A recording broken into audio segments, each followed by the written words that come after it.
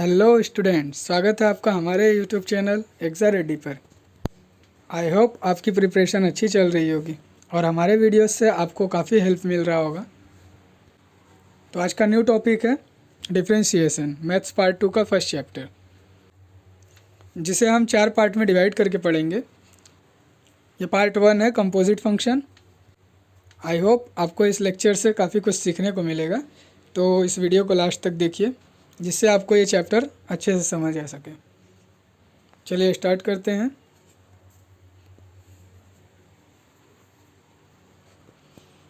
तो देखिए ये 7 पॉइंट्स हैं जिन्हें हमें कंप्लीट करना है और ये सब हम 4 पार्ट्स में कंप्लीट कर लेंगे। तो आज पार्ट 1 में हम derivative of composite function complete करेंगे। ठीक है, चलिए स्टार्ट करते हैं।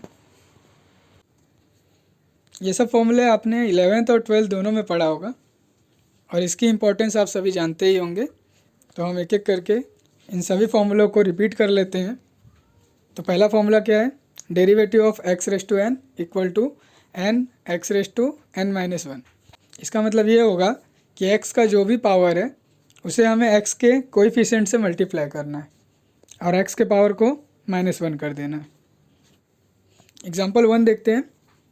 Derivative of C equal to 0, मतलब कोई भी कांस्टेंट टर्म रहेगा तो उसका डेरिवेटिव क्या होगा? 0। जैसे आप डेरिवेटिव 1 का ले लीजिए, 1000 का ले लीजिए, तो ये सब आपको 0 मिलेगा। सेकेंड लाइन में देखते हैं डेरिवेटिव ऑफ एक्स। इसका मतलब होगा एक्स का पावर क्या है? 1 है।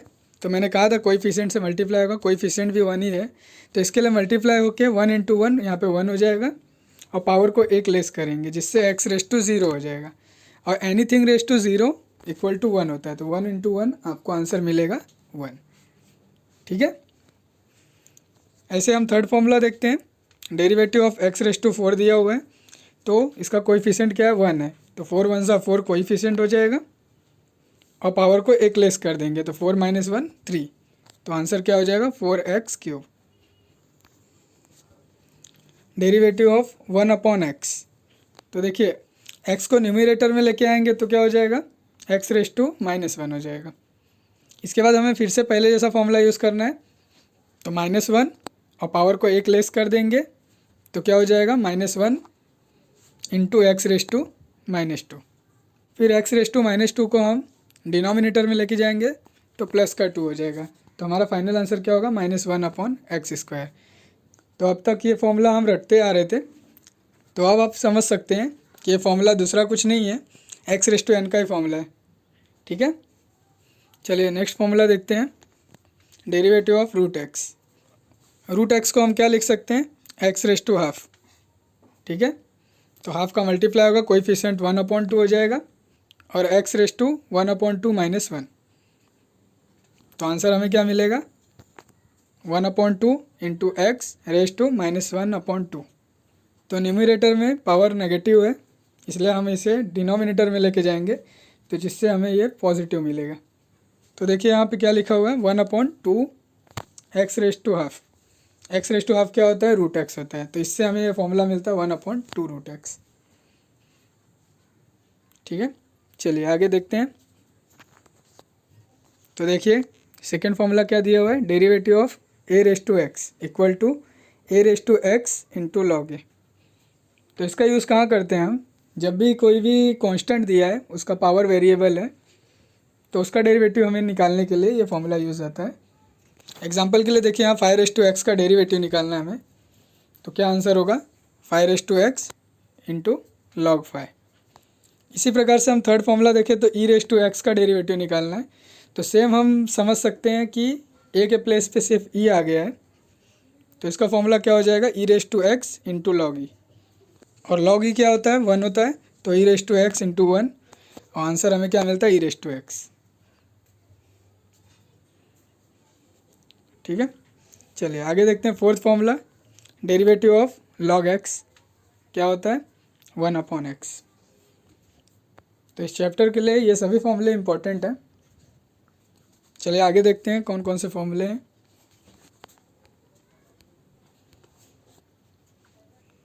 Derivatives of trigonometric function. तो साइन थीटा का डेरिवेटिव क्या होता है? कॉस थीटा, और कॉस थीटा का डेरिवेटिव क्या हो जाएगा? Minus sine theta. यहाँ पे डी बाई डी थीटा रहेगा, टाइपिंग मिस्टेक है, ठीक है। ऐसे ही टेन थीटा का डेरिवेटिव क्या होगा, sec square theta. Sec theta का डेरिवेटिव क्या होता है, sec theta into tan theta. Cot theta का डेरिवेटिव क्या हो जाएगा, माइनस कॉसेक स्क्वायर थीटा। और कॉसेक थीटा का डेरिवेटिव क्या होगा, minus cosec theta into cot theta.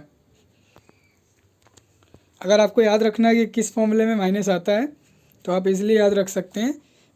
Cos theta देखिए सी से स्टार्ट हो रहा है, कॉट थीटा भी सी से स्टार्ट होता है और कॉसेक थीटा भी सी से स्टार्ट होता है। तो सी से स्टार्ट होने वाले जितने भी ट्रिग्नोमेट्री फंक्शन है सब नेगेटिव आ जाएंगे डेरिवेटिव के फॉर्मूले में। चलिए आगे देखते हैं। फर्स्ट पॉइंट में क्या दिया हुआ है, चेन रूल दिया है। सेकेंड पॉइंट में क्या दिया हुआ है, derivative of u into v. और थर्ड पॉइंट में derivative of u upon v का फॉर्मूला दिया हुआ है। तो इन सभी को हम एक एक करके समझते हैं आगे। देखिए कंपोजिट फंक्शन के फॉर्मूले कुछ अलग नहीं होते हैं। जो भी फॉर्मूले अभी तक हमने सीखा है उसके हेल्प से ही हम सॉल्व कर सकते हैं। वो मैं आपको एग्जांपल के थ्रू अच्छे से समझा दूंगा। आगे देखते हैं डेरिवेटिव ऑफ कंपोजिट फंक्शन। तो इसके लिए हम एक एग्जांपल लेते हैं। y equal to log of cos of x raise to 5। तो इसे कैसे सॉल्व करेंगे आप, देखिए यहाँ पे लॉग दिया हुआ है और ब्रैकेट में कॉस x रेस टू 5 दिया हुआ है। तो हमारे पास फॉर्मूला क्या होता है लॉग x का, 1/x। x के प्लेस पे देखिए ये पूरा ब्रैकेट दिया हुआ है यहाँ पे, ठीक है। तो हम कौन सा फॉर्मूला यूज़ करेंगे, लॉग x का ही फॉर्मूला यूज़ करेंगे। 1/x होता है, x के प्लेस पे था कॉस x रेस टू 5, तो 1/cos x रेस टू 5 हो जाएगा। अब देखिए x के प्लेस पे क्या था, cos x रेस टू 5 था, तो उसका अगेन डेरिवेटिव हम करेंगे। और याद रखना ये इनटू में ही रहेगा, जो भी वैल्यू आएगा आगे अगेन डेरिवेटिव का। आगे देखते हैं 1/cos x raise to 5 as it is लिखेंगे। cos x रेस टू 5 का डेरिवेटिव क्या होगा, मैंने आपको बताया था cos x का डेरिवेटिव क्या होता है, माइनस साइन x। तो cos x रेस टू 5 का डेरिवेटिव क्या हो जाएगा, minus sine x raise to 5। अब देखिए यहाँ पे x के प्लेस पे क्या आ गया, x रेस टू 5। तो हम अगेन डेरिवेटिव किसका करेंगे, x रेस टू 5 का। तो x रेस टू 5 का डेरिवेटिव क्या होगा, x रेस टू n का फॉर्मूला हम यूज़ करेंगे यहाँ पे, 5x रेस टू 4 हो जाएगा। और यहाँ पे साइन अपॉन कॉस हो रहा है तो इसकी वजह से 10x रेस टू 5 और माइनस साइन रहेगा, ठीक है। तो हमारा फाइनल आंसर क्या हो गया, -5x race to 4 10x race to 5। तो अब आप समझ गए होंगे कि इसे कंपोजिट फंक्शन क्यों कहते हैं, क्योंकि यहाँ पे देखिए एक से ज़्यादा फंक्शंस हैं और सभी एक में ही कंबाइन दिए हुए हैं। तो हमें 1 बाय 1 बाहर से अंदर की ओर डेरिवेटिव करते जाना है। चलिए आगे देखते हैं। सेकेंड एग्जाम्पल देखिए, y इक्वल टू क्या दिया हुआ है, 5/3 cos x - 2। तो देखिए कांस्टेंट टर्म है और पावर वेरिएबल है। इसके लिए मैंने आपको क्या फॉर्मूला बताया था, a/x का। a/x का डेरिवेटिव क्या होता है, a/x इंटू लॉग ए। तो देखिए यहाँ पे भी 5 ये जो पावर दिया हुआ है उसे हम x मान लेते हैं, तो 5/x log 5 हो जाएगा। और देखिए x के प्लेस पे जो भी ये पावर में दिया हुआ था उसका अगेन डेरिवेटिव हमें करना है। तो क्या हो जाएगा, डेरिवेटिव ऑफ 3 cos x - 2। तो ये इतना टर्म तो एज इट इज़ रहने वाला है। 3 cos x का डेरिवेटिव क्या हो जाएगा, -3 sin x। और -2 क्या है, कांस्टेंट टर्म है तो वो 0 हो जाएगा। चलिए आगे देखते हैं। तो इस फॉर्मूला का यूज़ कहाँ करते हैं हम, जब कोई भी दो फंक्शन इनटू में दिए हो तो उनका डेरिवेटिव हम u इंटू वी के फॉर्मूले से निकालते हैं। फॉर्मूला काफ़ी आसान है, u derivative of v plus v derivative of u। इसको भी हम एक एग्जांपल से समझते हैं।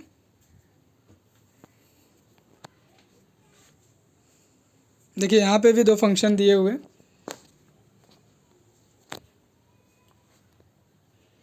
तो इसका डेरिवेटिव हम कैसे निकालेंगे, फर्स्ट टर्म को हम u मान लेते हैं और सेकेंड टर्म को हम v मान लेंगे। तो यहाँ पे क्या हो जाएगा, u derivative of v plus v derivative of u। u का तो डेरिवेटिव हमें करना नहीं है, तो वो तो एज इट इज़ रहेगा। डेरिवेटिव हमें v का करना है यहाँ पे। तो क्या हो जाएगा, पावर में देखिए 3 है तो वो कोएफिशिएंट में आ जाएगा, और ब्रैकेट सेम रहने वाला है, पावर को 1 लेस कर देना है, मतलब 3 - 1 2 हो जाएगा। अब अगेन डेरिवेटिव हम किसका करेंगे, यहाँ पे जो x के प्लेस पे पूरा ब्रैकेट दिया हुआ है उसका अगेन डेरिवेटिव करेंगे हम, x प्लस कॉस x का प्लस, अब देखिए यहाँ पे v आगे आ गया तो एज इट इज़ रहेगा, डेरिवेटिव हमें u का करना है। तो पावर 4 दिया हुआ है, वो कोएफिशिएंट हो जाएगा, ब्रैकेट एज इट इज़ रहने वाला है, और पावर 1 लेस करेंगे मतलब पावर 3 हो जाएगा। अब अगेन डेरिवेटिव हम किसका करेंगे, ब्रैकेट का। आगे क्या दिया हुआ है, ये ब्रैकेट सेम रहने वाला है, ये भी सेम रहेगा। x प्लस कॉस x का डेरिवेटिव निकालना, तो x का डेरिवेटिव क्या होता है, 1 होता है, कॉस x का होता है माइनस साइन x, प्लस ये दोनों ब्रैकेट भी सेम रहने वाला है। एक्स क्यूब का डेरिवेटिव क्या होगा, 3x² प्लस 2x का डेरिवेटिव क्या हो जाएगा, 2 हो जाएगा, -3 कांस्टेंट टर्म है तो उसका डेरिवेटिव 0 हो जाएगा। तो हमारा फाइनल आंसर यही हो जाएगा। लास्ट में आप कांस्टेंट टर्म को आगे लेके लिख सकते हो इसको वापस से। चलिए आगे देखते हैं। यहाँ पे देखिए u/v का फॉर्मूला लिखा हुआ है। इसका फॉर्मूला क्या होता है, v derivative of u minus u derivative of v upon v²। इसे भी हम एक एग्जांपल से समझते हैं। तो एग्जांपल क्या दिया हुआ है, y = 1 - 3x upon 1 + 3x। Differentiate y with respect to x। तो देखिए फॉर्मूले की जैसा हमें रखना है, यहाँ पे न्यूमरेटर को u मानना है, डिनोमिनेटर को v। तो 1 + 3x derivative of 1 - 3x minus 1 - 3x derivative of 1 + 3x upon में देखिए v का स्क्वायर दिया हुआ है, तो यहाँ पे क्या हो जाएगा, 1 + 3x का होल स्क्वायर। अब देखिए 1 + 3x एज इट इज़ रहेगा, यहाँ पे 1 - 3x का डेरिवेटिव क्या होगा, -3 माइनस 1 - 3x भी एज इट इज़ रहेगा, 1 + 3x का डेरिवेटिव क्या होता है, 3 अपॉन में 1 + 3x का होल स्क्वायर। तो इसे पूरा सॉल्व करेंगे आप, तो आपको मिलेगा -6 अपॉन 1 + 3x का होल स्क्वायर। तो देखिए एक ही वीडियो में हम कितने सारे कंसेप्ट को सीख पा रहे हैं। ये चैप्टर बहुत ही इजी है अगर आप एक एक करके इसको पार्ट वाइज समझे तो। इसलिए मैं आपके लिए इस चैप्टर को 4 पार्ट में डिवाइड करके पढ़ाने वाला हूँ। तो आज हमारा फर्स्ट टॉपिक कंप्लीट हो जाएगा कंपोजिट फंक्शन का। आगे देखते हैं इसमें और क्या पढ़ना है हमें। तो देखिए ये एक फॉर्मूला है जो काफ़ी इम्पोर्टेंट है, a⁻log f(x) to the base a = f(x). तो देखिए यहाँ पे बेस a दिया हुआ है और log का भी बेस देखिए यहाँ पे a लिखा हुआ है। तो अगर दोनों बेस सेम है तो सिर्फ हमें f(x) लिखना होता है। काफ़ी इजी फॉर्मूला है और इससे बनने वाले क्वेश्चन काफ़ी बड़े बनते हैं, लेकिन सॉल्व करना बहुत आसान होता है। चलिए इसको भी एग्जांपल से समझ लेते हैं। तो देखिए क्वेश्चन क्या दिया हुआ है, a⁻a log cot x to the base a। तो देखिए यहाँ पे फॉर्मूला अगर हम यूज़ करते हैं तो हमें सिर्फ a⁻cot x ही मिलेगा, ठीक है। देखिए दोनों बेस यहाँ पे सेम दिए हुए हैं। अब a⁻cot x का डेरिवेटिव निकालेंगे तो क्या हो जाएगा, a⁻cot x × log a। Again derivative किसका करेंगे हम, cot x का। cot x का डेरिवेटिव क्या होता है, -cosec² x। तो फाइनल आंसर क्या हो जाएगा, -cosec² x × a⁻cot x × log a। चलिए एक और एग्जांपल ले लेते हैं। क्या दिया हुआ है देखिए, 4⁻log sin x to the base 2 plus 9⁻log cos x to the base 3। तो यहाँ पे देखिए दोनों बेस सेम नहीं लिखा हुआ है, लेकिन हमें वो सेम लेके आना है। इसलिए हम 4 को 2 लिखेंगे और 9 को 3 लिखेंगे। और लॉग का प्रॉपर्टी क्या होता है, अगर 2 log x होगा तो उसे हम लिख सकते हैं log x स्क्वायर। ऐसे यहाँ पे देखिए 2 log sin x दिया हुआ है तो उसे हम लिख सकते हैं 2 log sin square x। Similarly 3 log cos square x लिख सकते हैं। अब देखिए बेस सेम हो गया 2 और 2, इसलिए यहाँ पे आ जाएगा sin स्क्वायर x। और यहाँ पे भी बेस सेम है 3 और 3, तो cos square x। sin square x plus cos square x identity का फॉर्मूला हो गया, तो इसका वैल्यू क्या हो जाएगा 1।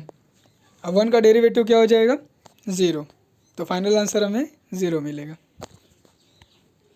तो आज का सेशन इतना ही रखते हैं, इसका सेकंड पार्ट जल्दी ही अपलोड हो जाएगा। तो हमारे चैनल एग्जा रेडी को लाइक कीजिए, सब्सक्राइब कीजिए और ज़्यादा से ज़्यादा लोगों तक शेयर कीजिए। Thank you.